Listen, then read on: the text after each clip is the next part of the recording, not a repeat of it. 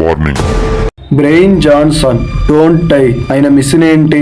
Maximum చనిపోకూడదు. ఆయన మాట చెబుతున్నారు. ఆయన హ్యూమన్ హిస్టరీలో మనది ఫస్ట్ జనరేషన్ వేర్ డెత్ ని మనం డామినేట్ చేయబోతున్నాం. Little 200 years, don't die, food routine, blueprint initiator. ఆయన ఫోటో మీరు ఎక్కడో చూసే ఉంటారు. మన ఇండియన్ బ్రాడ్కాస్ట్ సినారియోలో ఆయన ఇంగ్లీష్ స్పీకింగ్ కాబట్టి ఇంగ్లీష్ స్పీకింగ్ జొమైన్ మొత్తంలో ఆయన తిరిగారు.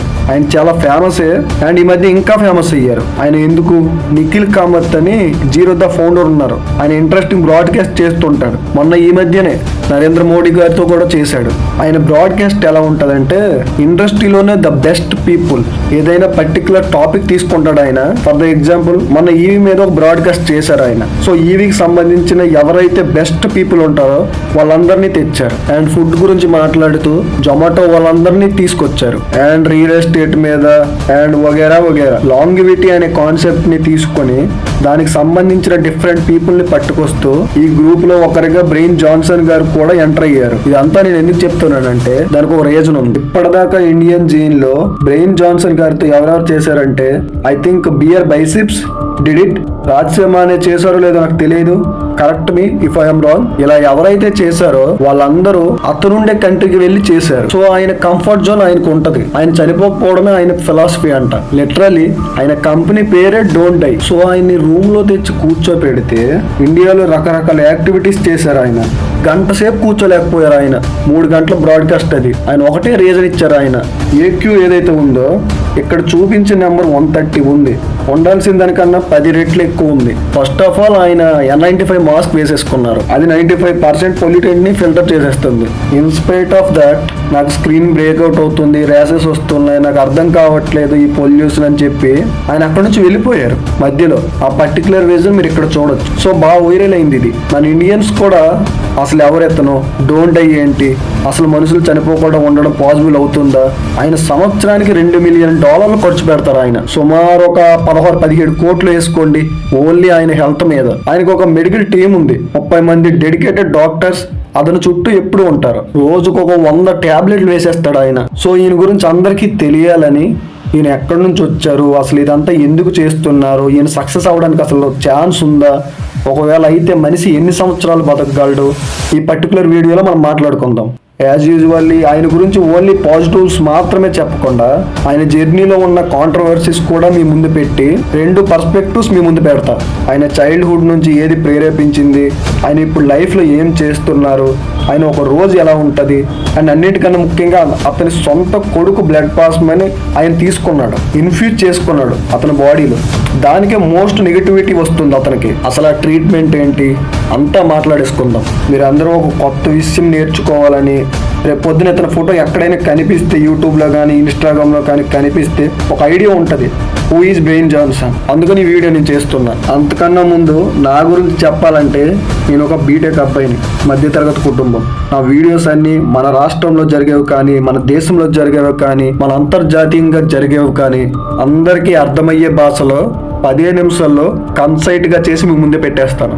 సో దట్ మీరు మీ జీవితంలో కొత్త విషయం తెలుసుకున్నట్టు ఉంటుంది. నా వీడియోస్ చూసే వారందరికీ నేను ఒకటే చెప్పాలనుకుంటున్నా, మీకు నచ్చితేనే సబ్స్క్రైబ్ చేయండి, తప్పులుంటే దయచేసి సరిచేయండి, మీకు ఎలా అనిపించిందో కామెంట్ చేయండి. ఆయన గురించి మీరు ఏం తెలుసుకోవాలన్నా ముందు ఆయన రోజు ఎలా గడుస్తుంది ముందు మీరు తెలుసుకోవాలి. ఇది ఆయన మాటల్లోనే చెబుతున్నారు. ఆయన మాటల్లో ఆయన ఏమంటున్నారంటే ఆయన డే స్టార్ట్స్ విత్ 8:30 PM. మీరు విన్నది కరెక్టే. నాకు స్లీప్ అనేది చాలా ఇంపార్టెంట్, దానికి నేను అల్టిమేట్ ప్రయారిటీ ఇస్తాను అని చెప్పి భూమి బద్దలైపోయినా సరే ఆయన రాత్రి 8 గంటలకు ఆయన పడుకుని పోతాడు. ఆయన చేతికి ఒక ఫిట్నెస్ బ్యాండ్ ఉంటుంది, అది ఆయన స్లీప్ ని ట్రాక్ చేస్తుంది. And every single day 8:30 PM నుంచి మార్నింగ్ 5:30 AM దాకా ఆ బ్యాండ్ అనేది ట్రాక్ చేస్తుంది. 5 గంటలకు సన్లైట్ ఉండదు కాబట్టి ఒక యూవీ లైట్ పెట్టుకున్నాడు ఆయన బాత్రూమ్ లో. టక్కన ఆన్ చేస్తాడు, మొహం మీద ఒక లైట్ కొడుతుంది యూవీ లైట్.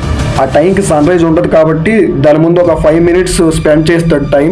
అంటే మీకు అర్థమయ్యేలా చెప్పాలంటే నేచురల్ సన్ ఎక్స్పోర్ ఏదైతే ఉంటుందో దానికి సబ్స్టిట్యూట్ లాంటిది అనుకోండి. తర్వాత క్యాజువల్ గా ఒక 60 టాబ్లెట్లు మింగేస్తాడు ఆయన. ఈయన చుట్టూ ఒక 30 మంది డాక్టర్స్ ఉంటారు కాబట్టి ఈయన బాడీలో ఉన్న ప్రతి డెఫిషియన్సీ మెజర్ అవుతూ ఉంటది. ఆ డెఫిషియన్సీకి తగ్గట్టు ఆ టాబ్లెట్స్ ఉంటాయి అవన్నీ ఫుల్ఫిల్ చేయడానికి. తర్వాత బాడీ మెట్రిక్స్ మొత్తం మెజర్ చేస్తారు.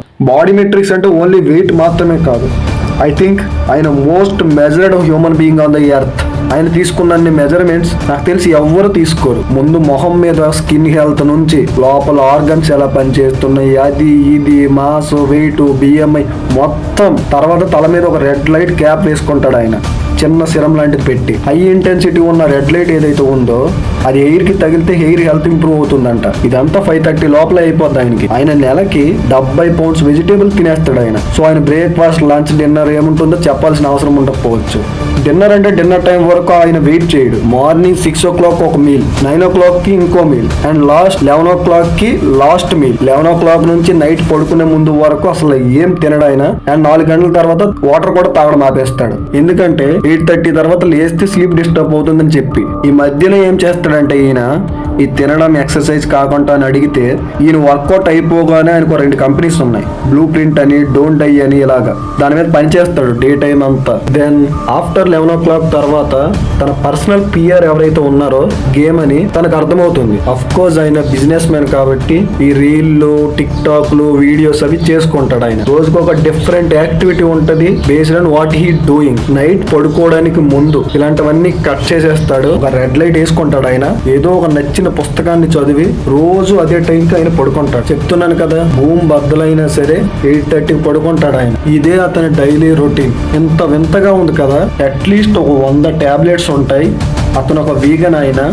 సో వెజిటేబుల్స్, ఆలివ్ ఆయిల్స్ ఇవే ఉంటాయి ఆయన ఫుడ్ లో. సో ఇలా లైఫ్ లీడ్ చేయడానికి చుట్టూ డాక్టర్స్ ని పెట్టుకొని, ఇంటి నిండా ఎక్విప్మెంట్స్ పెట్టుకొని, సో ఇదంతా అసలు అతను ఎందుకు స్టార్ట్ చేశాడనే క్వశ్చన్ మీకు తప్పకుండా వచ్చే ఉంటది. ఆన్సర్ చాలా ఈజీ. అతనేం బాన్ రిచ్ కాదు. ఈయన బ్యాక్గ్రౌండ్ గురించి న్యూట్రల్ గా, ప్లెయిన్ గా చెప్పాలంటే, ఈయన ఒక మిడిల్ క్లాస్ ఫ్యామిలీ నుంచే వచ్చారు. ఒక Mormon family, Christian Mormon family. ఆయన హెడ్ క్వార్టర్స్ కూడా యోటాలో ఉంది. అరౌండ్ 17 lakh మార్మన్స్ ఉంటారు. మార్మన్స్ అంటే ఏం లేదు, అదొక సెట్ ఆఫ్ క్రిస్టియానిటీ. ఇంకా కొంచెం రిలీజియస్ గా ఉంటారు.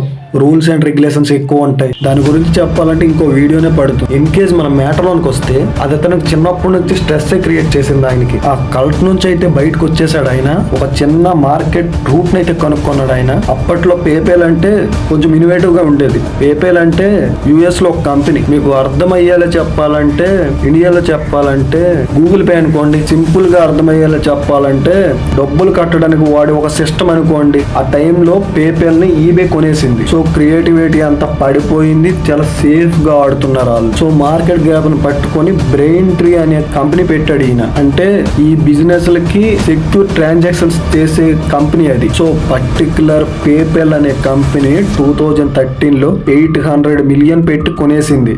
ఒకేసారి చాలా డబ్బులు వచ్చాయి ఇతనికి. అండ్ ఇతనికి ఒక వైఫ్ ఉంది, ఆమెతో సెపరేట్ కూడా అయిపోయాడు. ఇతనికి ఒక కిడ్ కూడా ఉన్నాడు. ఆ కిడ్ కూడా ప్రెజెంట్ ఇతని దగ్గర ఉంటున్నాడు. ఆ కొడుకు దగ్గర ఒక పెద్ద కాంట్రవర్సీ నడిచింది. దాని గురించి కూడా మనం మాట్లాడదాం. ఆయన బ్యాక్గ్రౌండ్ ఇది. ఆయనకు ఒకేసారి ఎక్కువ డబ్బులు రావడంతో ఆ డబ్బులన్నీ ఎలా వాడాలని ఆలోచిస్తే ఆయనకి ఈ ఐడియా తట్టింది. నేను బిజినెస్ చేసే టైం అంతా నిద్రను నెగ్లెక్ట్ చేసి, హెల్త్ ను నెగ్లెక్ట్ చేసి చాలా దీన స్థితికి వచ్చాను కదా. నేను ఇదే డబ్బుల్ని నేను చావకుండా ఉండడానికి ఎలా వాడాలి అనే దగ్గర అతనికి స్టార్ట్ అయ్యింది. ఫస్ట్ హెల్త్, స్లీప్, ఫిట్నెస్ మీద ఫోకస్ చేసేవాడు ఆయన.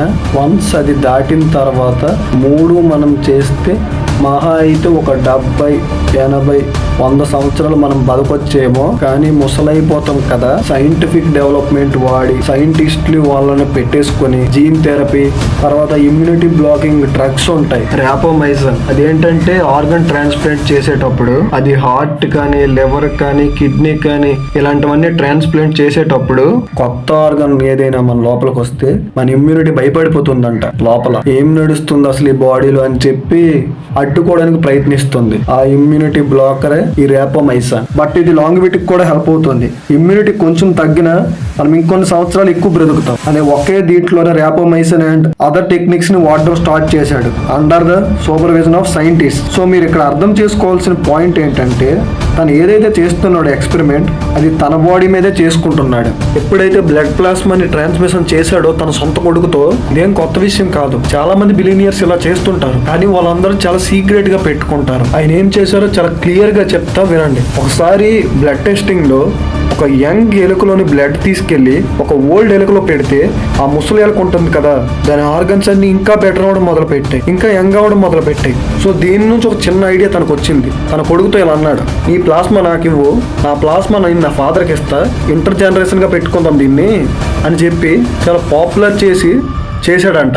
ఆల్మోస్ట్ ఆయన దీన్ని షూట్ కూడా చేశాడు. ఇది ఎలా ఇది చాలా సెటానిక్ గా ఉంది, వ్యాంపైర్స్ ఎలా చేస్తారని చెప్పి చాలా మంది క్వశ్చన్ చేయడం మొదలు పెట్టారు ఆయన్ని. That is criticism. ఇక్కడ ఈయన పాయింట్ ఏంటి, నా కొడుకు నాకు పర్మిషన్ ఇచ్చాడు, ఇన్ఫాక్ట్ తనే వచ్చి చేస్తా అన్నాడు, లేకపోతే నేను చేసేవాడినే కాదు, నేను సీక్రెట్ గా కూడా చేసుకోవచ్చు, బట్ అందరికీ చూపించి చేస్తున్నా అని ఇతని పాయింట్. అల్టిమేట్లీ బ్రెయిన్ ఏదైతే చేస్తున్నాడో అది సక్సెస్ అవుతుందో ఫెయిల్ అవుతుందని మనకు టైమే చెప్తుంది. నిజంగా ఒక మనిషి చనిపోకుండా ఉండే స్థాయికి వచ్చేసరికి మనం ఉండకపోవచ్చు ఈ భూమి మీద. సో అది కామెంట్ చేయలేం, అది జరుగుతుందా జరగదా అని చెప్పలేం. But brain point of view ఏంటంటే ఎవరో ఒకరు ఫస్ట్ స్టెప్ తీసుకోవాలి కదా, నేనే ఆ ఫస్ట్ స్టెప్ తీసుకుంటున్నాను. నాకు 50-100 సంవత్సరాలు వచ్చిన తర్వాత వెనక్కి తిరిగి చూస్తే బ్రెయిన్ జాన్సన్ ఇలా చేశాడు అని నెక్స్ట్ జనరేషన్ అనుకుంటే చాలు, నాకు అదే హ్యాపీ అని అంటున్నాడు ఈయన. బట్ ఇంకో ఆర్గ్యుమెంట్ కూడా ఈయన మీద ఉంది. నువ్వు నిజంగా చేయాలనుకుంటే దీన్ని ఒక బిజినెస్లో అసలు ఎందుకు చేయాలనుకుంటున్నావు నువ్వు?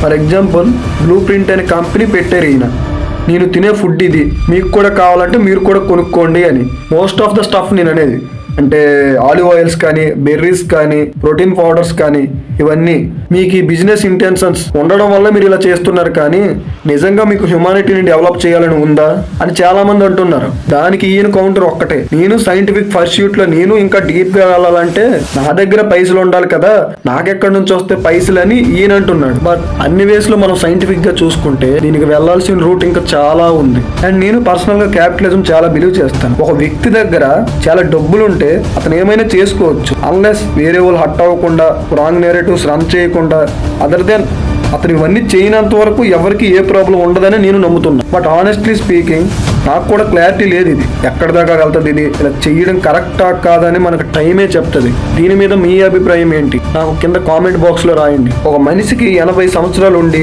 ఆనందంగా హెల్దీగా ఎక్సర్సైజ్ చేసుకొని బేసిక్ గా పడుకొని హాయిగా బతకడం బెస్టా, లేక మనకు 100 సంవత్సరాలు వస్తున్నాయంటే ఒంటి నిండా వైర్లు వేసుకొని 200% ఎఫర్ట్స్ పెడుతూ బతకడం బెస్టా? ఇది నేను బ్రెయిన్ ని మనసులో పెట్టుకొని అనట్లేదు, is a mission in general గా నేను అడుగుతున్నా. దీని మీద మీ అభిప్రాయం ఏంటి? ఇక్కడ దాకా మీరు వచ్చారంటే నా వీడియో మిమ్మల్ని ఆకట్టుకుంది, మీరు ఒక వాల్యూ పొందారని నేను అనుకుంటున్నా. ప్రపంచంలో ఏం జరుగుతున్నా అంత క్లారిటీతో కన్సైజ్ గా చేసి మీ ముందు పెట్టేస్తాం, సో దట్ మీకు నాలెడ్జ్ కూడా ఉంటుంది. మీరు ఎవరైతే చూస్తున్నారో మీ అందరికీ థ్యాంక్ యూ సో మచ్. మీ అందరూ ఈ వీడియో చూసి ఏదైనా ఒక కొత్త విషయం తెలుసుకున్నారని నేను అనుకుంటున్నాను. మీకు నచ్చితేనే సబ్స్క్రైబ్ చేయండి.